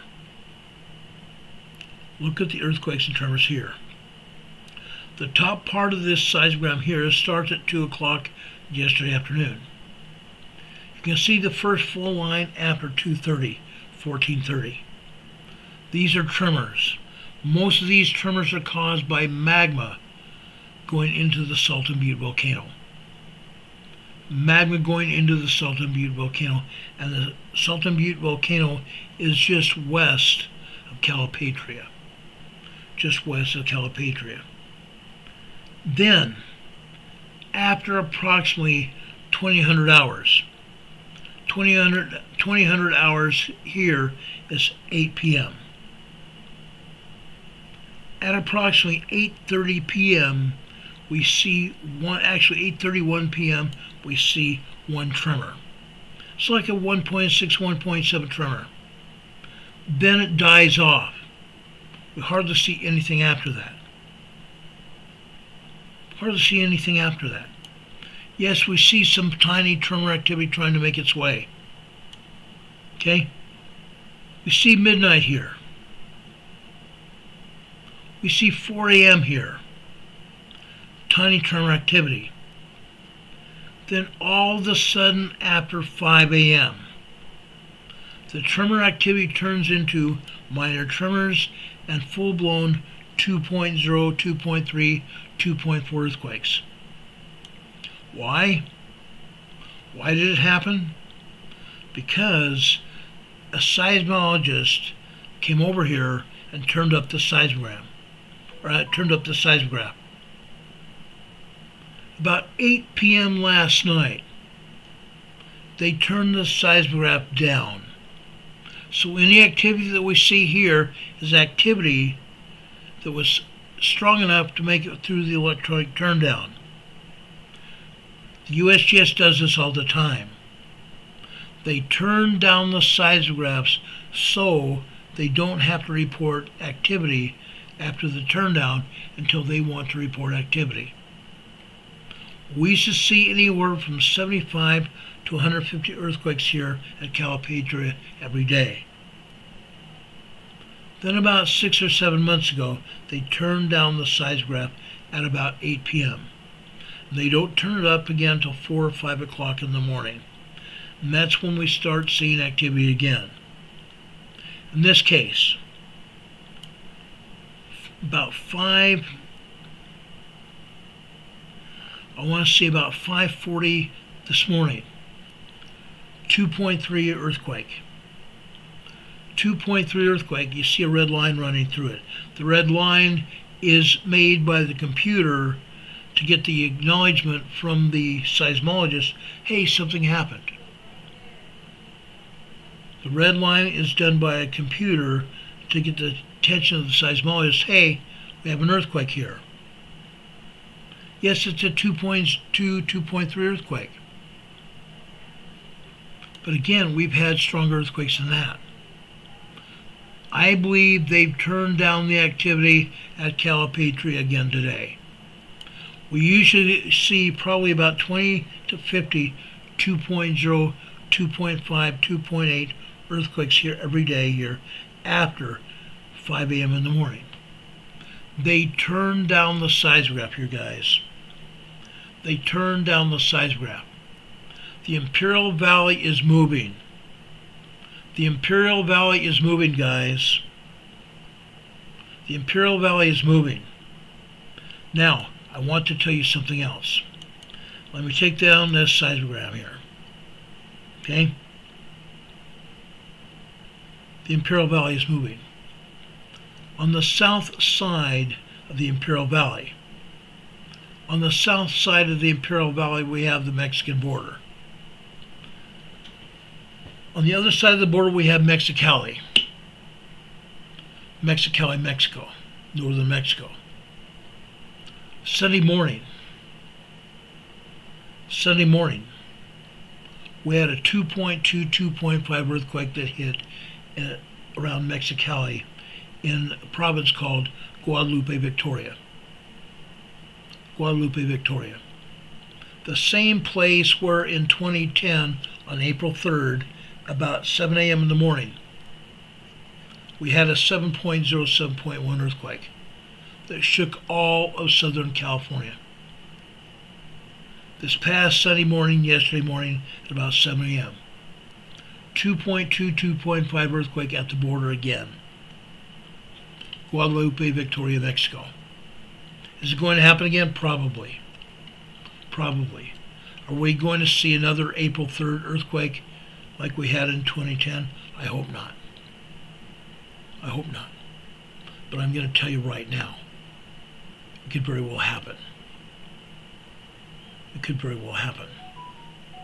I'm just being honest with you. I've seen it happen before. When I was in San Diego doing an earthquake drill, April 3rd, 2010, that's when that earthquake struck. Unreal. We weren't due to start our drill until Monday morning. We went real world Sunday morning after this earthquake. We stayed real world. We didn't even have a drill. We stayed real world and we're covering an earthquake after that for the next week. It's unreal. It's going to happen again. I don't know whether it's going to happen a month from now or not, but it's going to happen again. Southern California is due a major earthquake. Southern California is due a major earthquake. It's going to happen. I promise you it's going to happen. Are you ready for it, guys? A lot of our audience is in Southern California, San Diego and Los Angeles area. Some of them are even on the San Andreas Fault. Are you ready for what's going to happen, guys? I hope. I hope. Because we are giving you a heads up right now. We are giving you a heads up. You need to understand this. This is going to happen. That's why we're doing this program. That is exactly why we're doing this program today.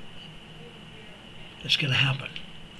Why am I covering the Pacific Northwest and Southern California?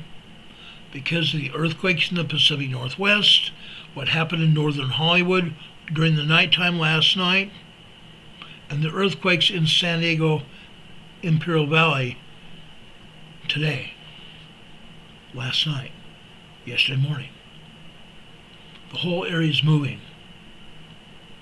Ruthie B says her family lives in Orange County. I have a former cousin of mine. Her husband died, so actually she's still a cousin.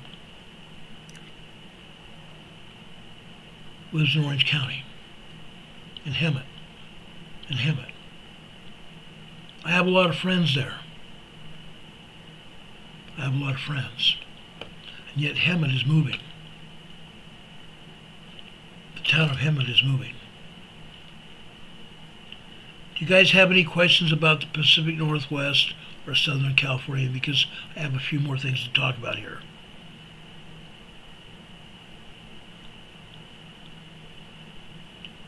I want to talk about fires in South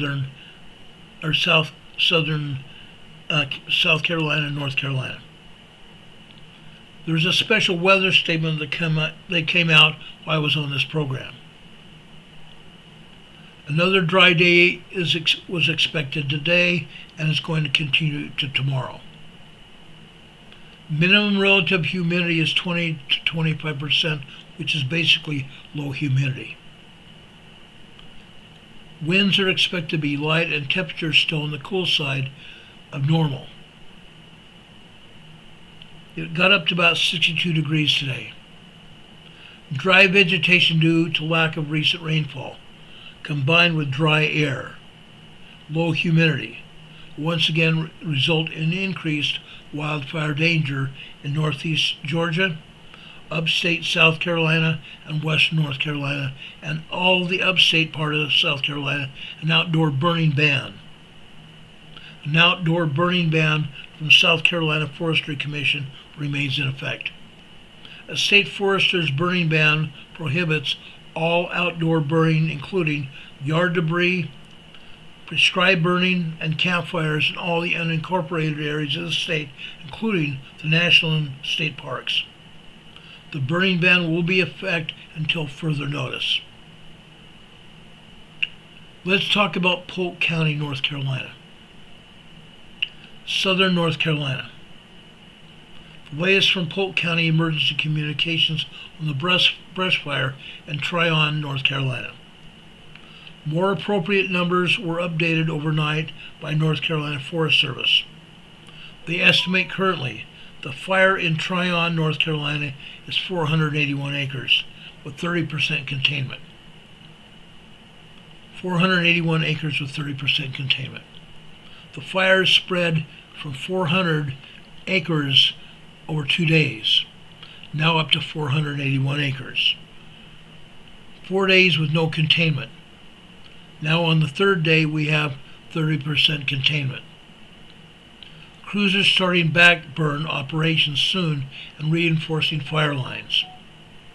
Crews are still protecting homes in the area. Crews are continuing to battle wildfires across all 4 North Carolina forests, national forests. Haywood County, North Carolina.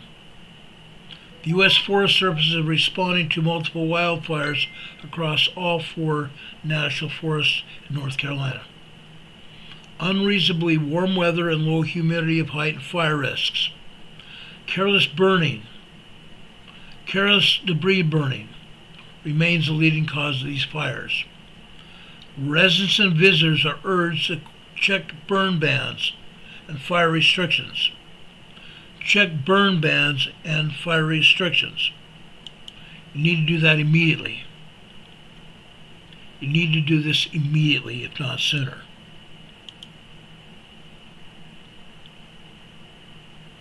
You need to do this immediately, if not sooner. Fires are literally happening all over South Carolina and southern North Carolina.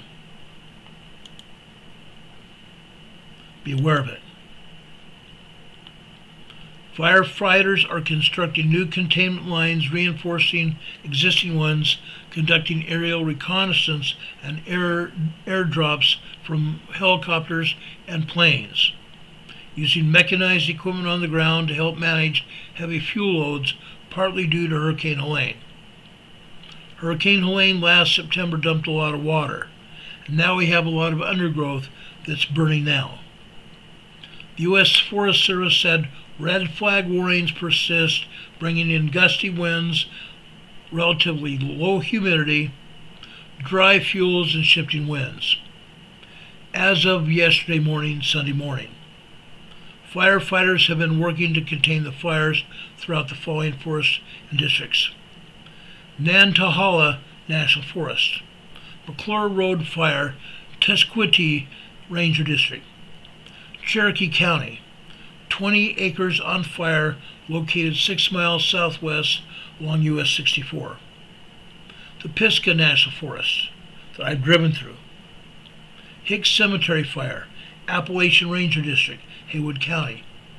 50-acre fire located on the west side of the Pigeon Road west of I-40 at Cold Springs Creek Road, Forest Road 288.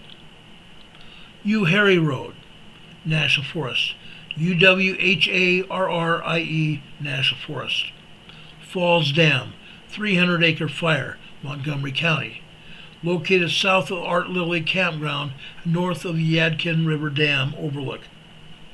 The Croton National Forest, Ramshore Fire, Carteret County, CARTERET County, 114-acre fire, located 3 miles east of Ashley Place, U.S. Route 70, adjacent to 9-Foot Road. On Saturday night, North Carolina Forest Service reported nearly a dozen fires across all 4 forests of the National Forest in North Carolina. The fires come after a red flag warning was issued due to dry and windy conditions throughout the southeast. Rangers said acreages and more precise locations will be forthcoming when assessments are completed. We'll have more information about these fires tomorrow. Please remember, if you live in these areas, and we have people here on our chat, in our EMA family here in South Carolina and North Carolina here. Remember, the burn bans remain in effect. Please continue to avoid these areas so crews continue to work safely. please make sure you have accurate information. Make sure you have accurate information. There are some sites that are showing fire in some areas where there are no fires. So make sure before you share information that it is accurate. Inaccurate information leads to panic. In South Carolina yesterday evening, Governor Henry McMaster declared a state of emergency to support South Carolina's ongoing response to wildfire burning across the state. This order enhances ongoing emergency response efforts as firefighters and police personnel work to contain the fires affecting various regions. In addition, the emergency order states that a ban on any outdoor burning shall remain in effect until further notice. This state of emergency ensures that our first responders who are working tirelessly and risking their lives to protect our communities from these wildfires have the resources they need. Dangerous wildfire conditions require that a statewide burning ban in South and North Carolina remain in effect until further notice. This state of emergency ensures that our first responders who work tirelessly, risking their lives to protect our communities from these wildfires have the resources necessary that they need. Dangerous wildfire conditions persist. Please understand this and adhere to the burning ban. Please understand that these wildfire conditions persist and adhere to the burning ban. Those who violate this ban will be subject to criminal prosecution. The state fire marshals have said that they are having ongoing response operations to more than 175 wildfires. More than 175 wildfires, impacting 4,200 acres across the states, including Horry, Spartanburg, Oconee, Union, and Pickens County, primarily due to dry, windy conditions. On Saturday, the South Carolina Forestry Commission issued a state forester's banning burn for all counties. The banned burn prohibits all outdoor burning, including yard debris burning and prescribed burning and campfires.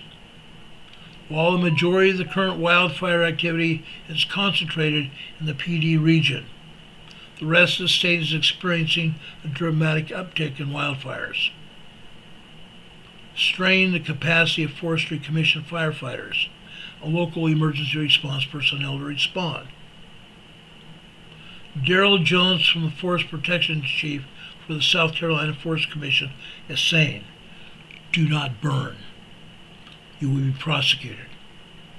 South Carolinians and North Carolinians are encouraged to stay informed through official emergency sources and call 911 to report any immediate threats.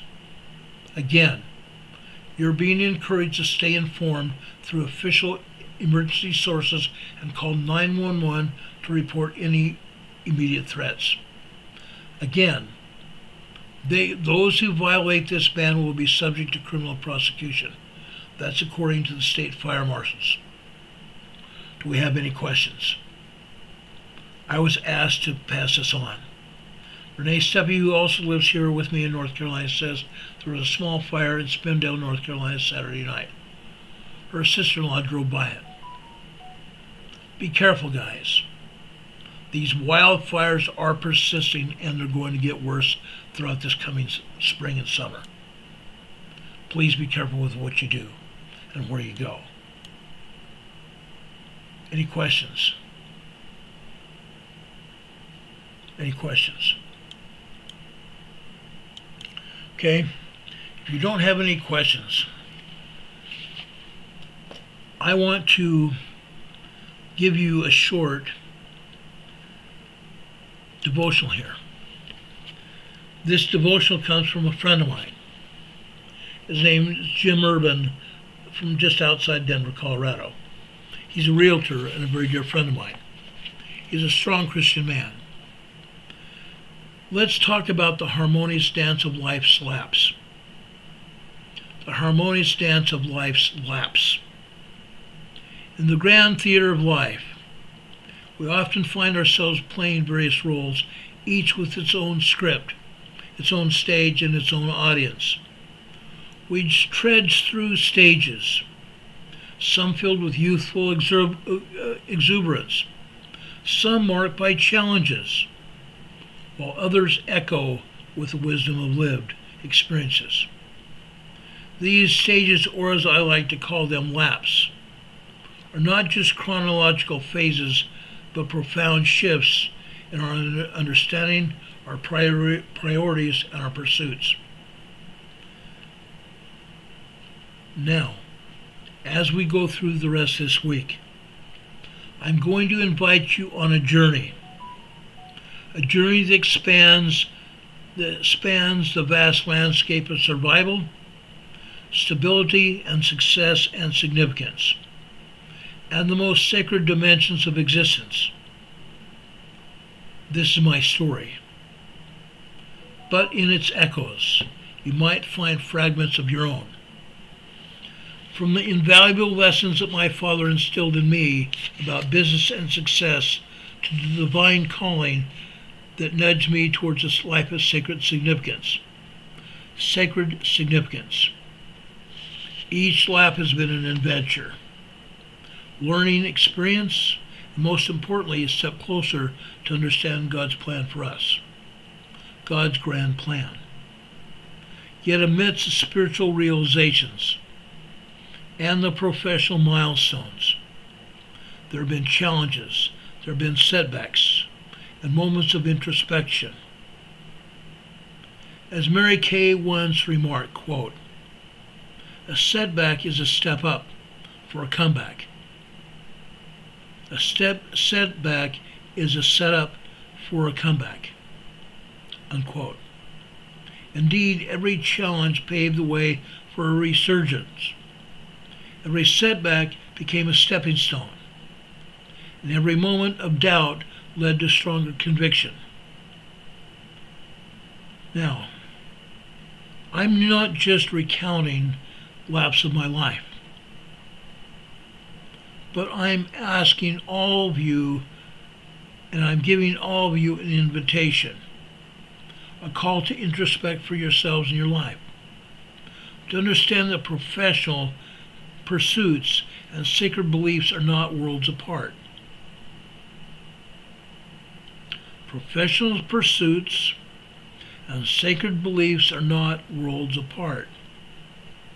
They can dance together in a harmonious ballet, enriching each other and illuminating our path. As we go through the rest of this week, as I share this with you, I hope you're going to be inspired to reflect upon your own laps of your own life. Understand, please, the divine interventions in your journey, and recognize that it is never too late to shift gears, to reevaluate your priorities, and embark on the most sacred lap of your life. Welcome to my story, a tale of faith, a tale of resilience, and the beautiful confluence of work and worship. This week I'm going to take you on the 5 levels of success, from survival to sacred significance. I hope you enjoy it with me. I know that God lives. He hears and answers our prayers. Jesus is the Christ, the Son of the living God. I know that. Stand for something. It's time now to reevaluate our lives and see where we've been, and then reevaluate where we want to go. I'm going to discuss that with you tonight, or during this coming week. God be with you this day and always. God be with you until we meet again. We'll see you on the other side. Thank you for being with us